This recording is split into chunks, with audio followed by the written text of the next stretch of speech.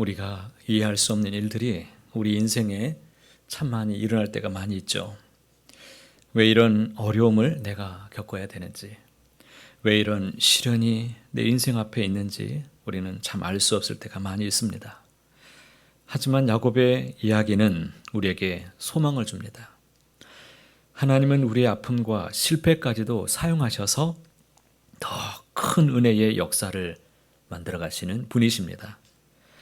야곱이 형 에서를 만나기 전까지는 너무나 두렵고 힘들었습니다.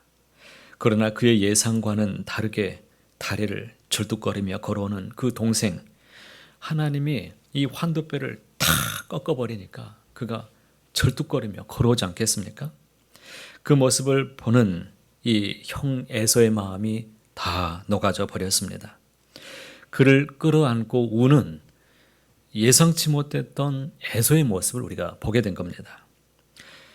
우리가 여기서 놓치지 말아야 될 것이 있죠. 에서의 변화된 마음은 어떻게 가능했던 것인가? 하나님께서 이미 20년 전부터 준비하고 계셨다라는 사실입니다. 야곱이 paddan 아람에서 고생하고 있을 때 하나님은 에서의 마음에도 이미 역사하고 계셨습니다. 분노와 원한을 녹여주시고 용서의 마음을 우리 하나님께서 이미 준비시켜 주고 계셨습니다. 이것이 바로 하나님의 섭리입니다. 우리가 보지 못하는 곳에서, 우리가 알지 못하는 그곳에서 하나님은 이미 우리를 위해서 길을 예비하고 계십니다.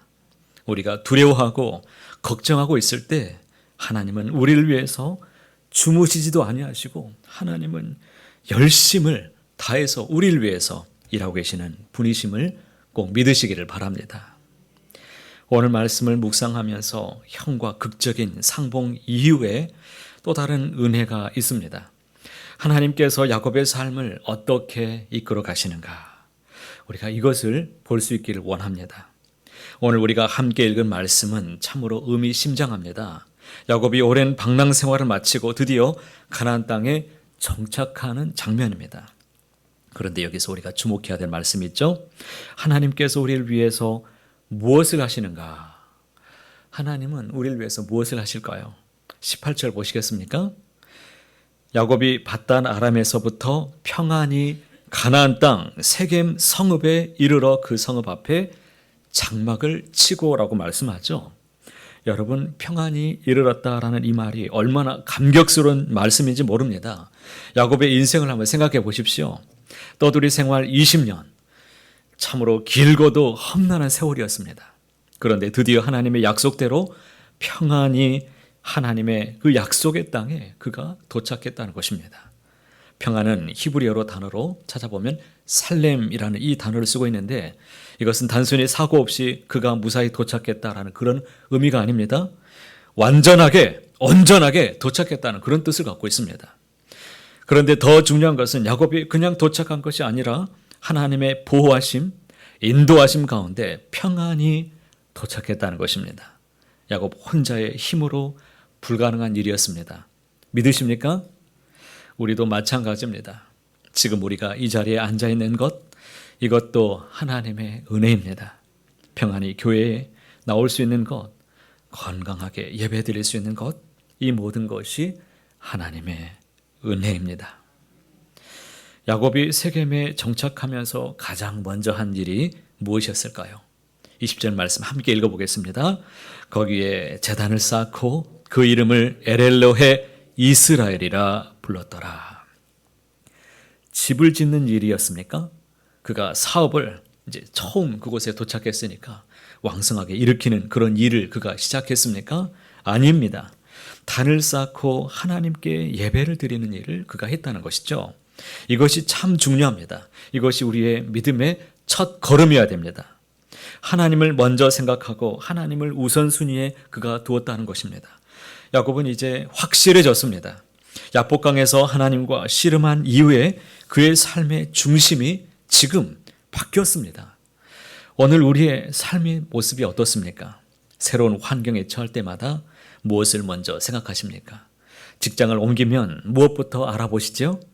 이사를 가면 무엇부터 준비하십니까? 아마도 대부분은 필요한 것들부터 챙길 것입니다. 그런데 성경은 무엇에 주목하고 있습니까? 야곱이 하나님을 먼저 생각했다는 것입니다. 단을 쌓는다는 것은 그곳을 이제 하나님의 것으로 구별한다라는 그런 의미를 갖고 있습니다. 내 인생의 이 새로운 출발을, 이 새로운 정착을 하나님께 드린다라는 고백을 담고 있습니다. 내가 이곳에서 살아가는 모든 날, 모든 순간을 하나님 중심으로 이제 살겠습니다. 이런 다짐을 그가 하나님께 올려드린 것입니다. 여러분의 삶에도 주님의 은혜가 가득하시기를 주의 이름으로 축복합니다. 하나님 중심으로 새롭게 날마다 출발하시길 바랍니다. 내가 지금 막혀있고 어려움이 있습니까? 하나님, 여기서부터 시작하겠습니다. 여기서부터 넘어진 그 자리에서 하나님, 제가 일어나겠습니다. 하나님을 붙잡고 항상 삶의 중심을 주 앞에 함께 나아가는 저와 여러분 되시기를 간절히 축복합니다. 야곱이 그의 단의 이름을 어떻게 불렀습니까? 엘 헬로헤 이스라엘 이렇게 불렀습니다. 이 말의 의미가 무엇입니까? 하나님, 이스라엘의 하나님 이렇게 불렀다는 것입니다. 여기서 이스라엘, 이것은 야곱의 새 이름입니다. 즉 하나님, 내 하나님, 내 야곱의 하나님, 나 야곱의 하나님. 그러니까 이렇게 부르십시오. 나 영준의 하나님, 나 영준의 하나님. 누구의 하나님이 아니야. 내 영준의 하나님. 이렇게 불렀다는 것이죠. 얼마나 놀라운 고백입니까? 야곱이 하나님을 더 이상 할아버지 아브라함의 하나님, 아버지 이삭의 하나님 이렇게만 부르고 있지 않고 나의 하나님, 내 영준의 하나님 이렇게 부르고 있습니다.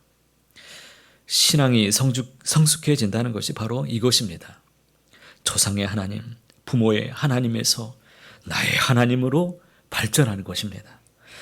전수받은 신앙에서 이제는 체험한 신앙으로 그가 나아갔습니다. 우리의 자녀들도 이런 은혜가 있기를 주님의 이름으로 축복합니다. 야곱이 언제부터 하나님을 나의 하나님이라고 부를 수 있게 되었습니까?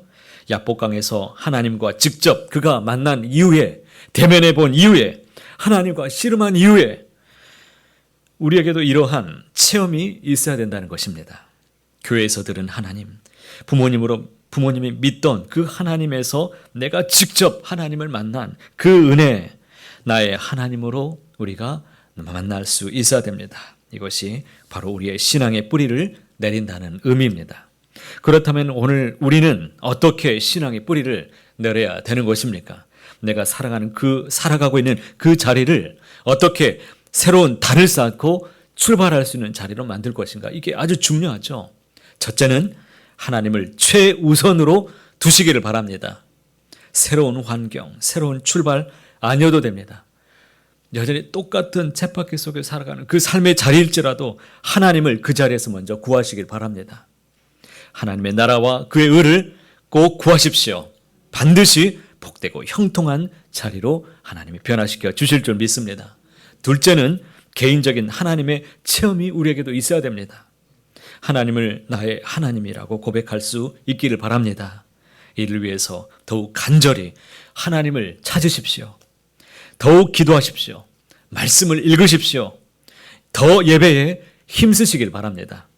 이사야 55장 6절 말씀에 이렇게 말씀합니다. 너희는 여호와를 만날 만한 때에 찾으라. 가까이 계실 때에 그를 부르라 라고 말씀하죠. 하나님은 주님을 찾는 모든 이들에게 가까이 하고 계십니다. 힘이 드십니까? 어렵습니까? 주님을 만날 만한 때입니다. 주님을 구하십시오. 내 인생에 필요한 은혜를 하나님이 넉넉히 부어주실 것입니다. 마지막은 어디에 있든지 우리가 예배 자리를 항상 만들어야 됩니다. 우리의 가정에서, 우리의 직장에서, 우리가 속한 모든 곳에서 하나님을 예배하는 자리로 만들어내시길 바랍니다. 가정 예배를 드리는 것도 단을 쌓는 것입니다. 직장에서 기도하는 것도 단을 쌓는 것입니다. 어디에 있든지 하나님을 인정하고 하나님을 높이고 그 자리에서 하나님께 경배하는 예배자가 다 되시기를 바랍니다. 뿌리 깊은 나무는 바람에 흔들리지 않습니다. 가뭄에도 시들지 않습니다. 뿌리 깊은 신앙도 마찬가지입니다. 뿌리를 더 깊게 내리십시오. 어떤 어려움이 와도 시험에도 유혹 앞에서도 흔들리지 않기를 바랍니다. 믿음의 뿌리가 더 깊어지시길 바랍니다. 주님과 함께 오늘도 힘차게 찬송하며 걸어가시길 바랍니다.